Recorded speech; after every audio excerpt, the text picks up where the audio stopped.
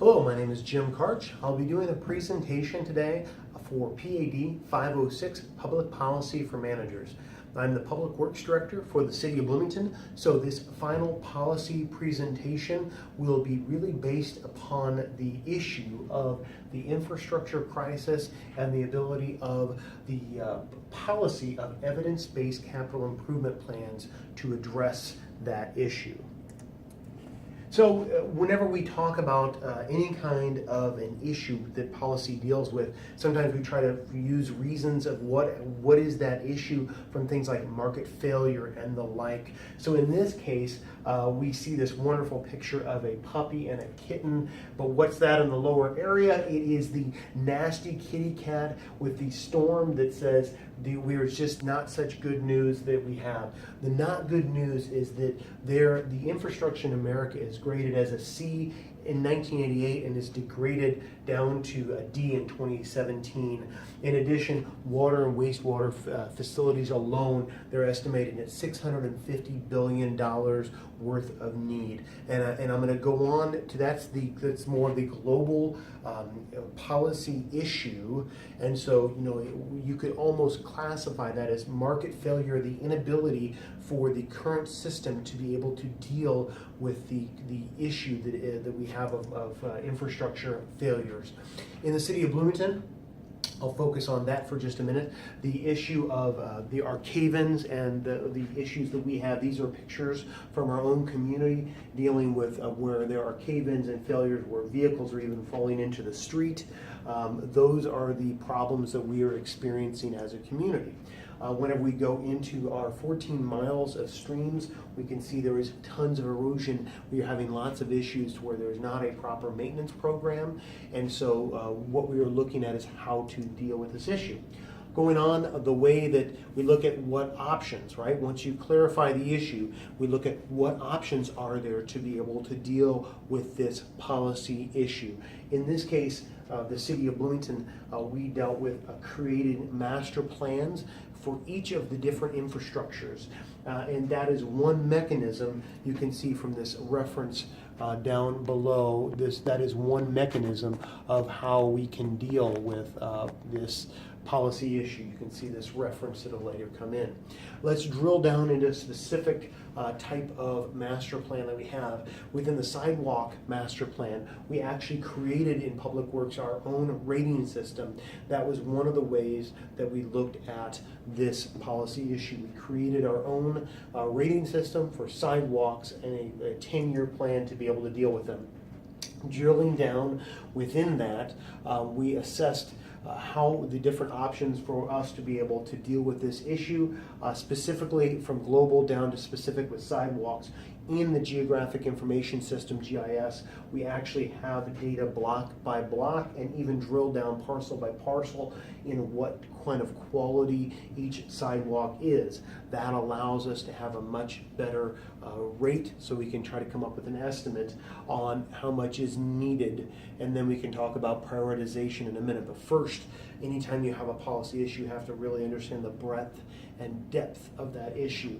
And in this case, we actually were able to determine how many miles of sidewalk were the issues, and then we utilized various estimating tools to come up with what types of costs there would be to be able to address all of the issues for the sidewalk.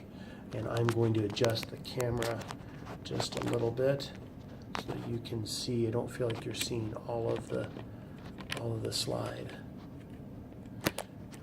There we go. That's better.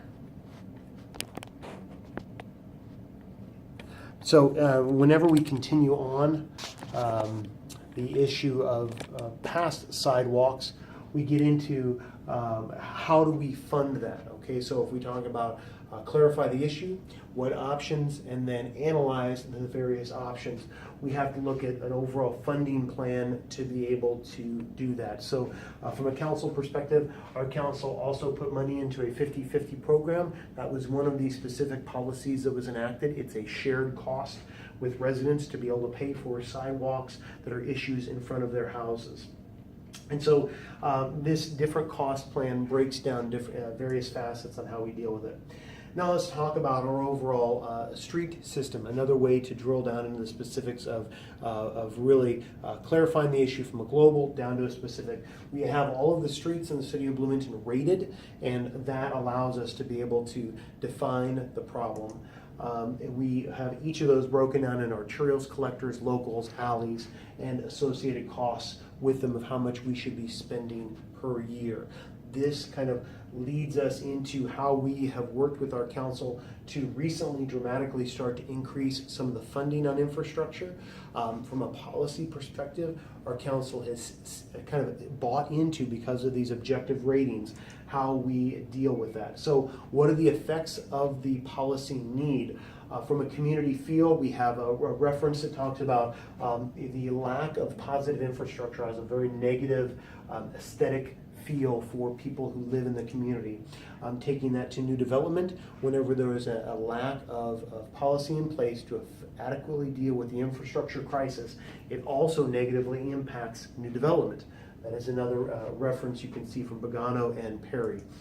Moving on, it also a lack of infrastructure development has a negative impact on future economic development, which is, as many of us know, the economic development is a key driver for the ability to continue to fund as a community moving forward.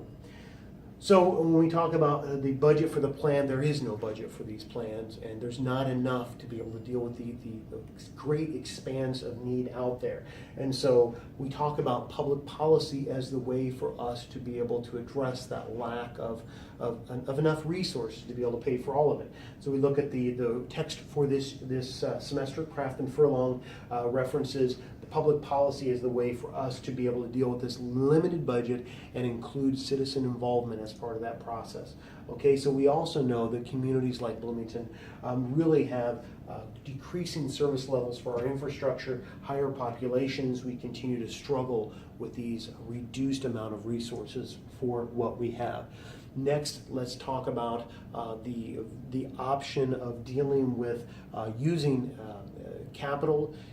evidence-based capital improvement plans as a means to deal with this policy. Okay, so what we are looking for is an objective and empirical way of prioritizing public budgeting. Again, this is one of the methods we were looking for out of the reading as a policy, how you evaluate that. We are looking for this evidence-based capital improvement plan to serve as an aid to justify these hard decisions. We are looking for projects that are competing within the same type of funding structure. Those are how you have to figure out how do you prioritize projects within that same funding structure. This evidence-based capital improvement plan is looking to do that. And then I guess I need to go back one more. This is also created, when we talk about policy diffusion, that is another topic out of this class. This evidence-based capital improvement plan deals with policy diffusion. We have taken concepts in Bloomington from other communities, other best management practice, not just from our region, but from more of a country perspective to try to find categorically how do we do that. So while we don't have all of the details worked out with this evidence-based capital improvement plan, that hopefully might be that ability with a capstone project to finalize this as a mechanism, okay? But let's talk about what type of categories could we use in this system? While it's not completely ironed out, there's enough details we can talk about as a policy mechanism and kind of around the concepts of this PAD 506. So what we had looked at is various categories that would be determined by the community involving other stakeholders, informal stakeholder groups, and those can be determined they're not predetermined, they're suggested by staff, voted on by council with the maximum points for each category.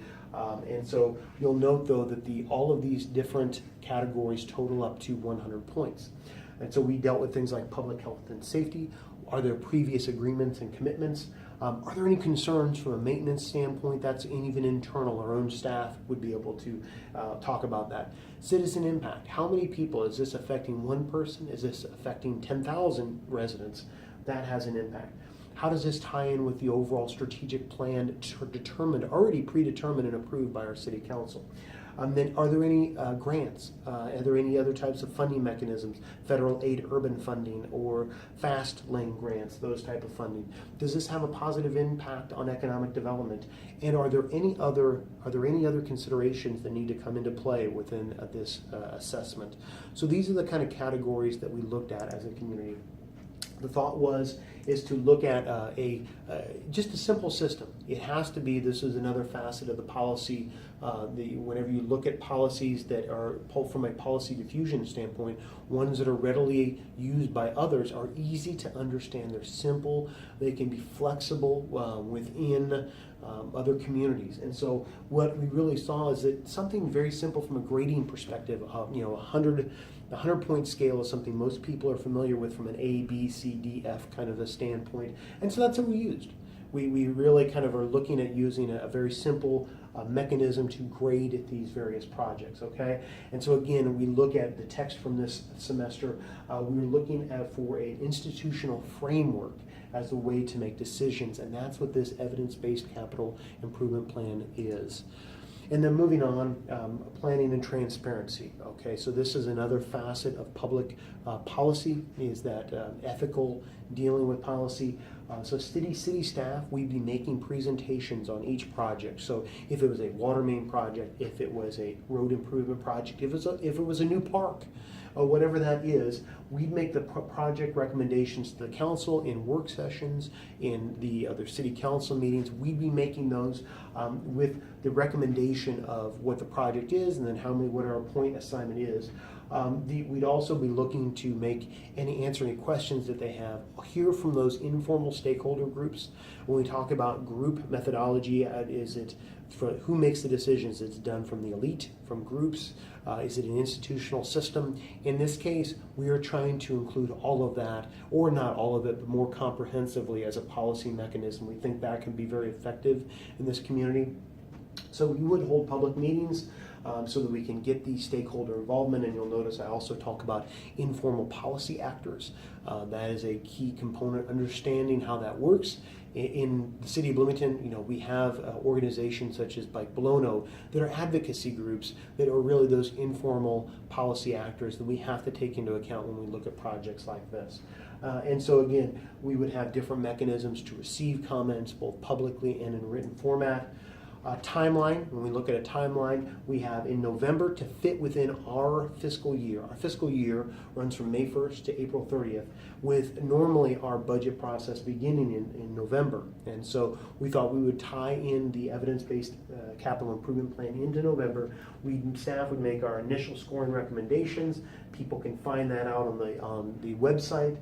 In January and February, we would start hosting public meetings. Into March, that's when we were looking to look for the council to take action on the capital improvement plan so that it's included in the final budget process. And so in April is whenever our council takes action on that annual budget. And so that's how this policy would fit within the context of what's already there. And this is how this policy would address the issue of infrastructure crisis within the city of Bloomington. In addition, I think this policy is an evidence-based capital improvement plan based upon the processes we learned in this semester is flexible, it's simple, it's a way that can be also used in other communities. We know that this infrastructure crisis is not going to go away. There's not enough funds to be able to deal with it.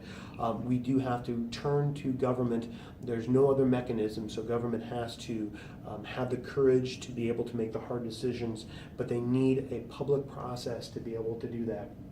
And so I think municipalities can find some positive balance with this. There's no perfect solution, so it's just really finding that policy balance within that. So thank you for watching this presentation. I appreciate all of your efforts this semester, Professor, and hopefully this is a good outlet of what you were looking for. Best wishes, and I look forward to working with you, hopefully in the capstone project. Thank you.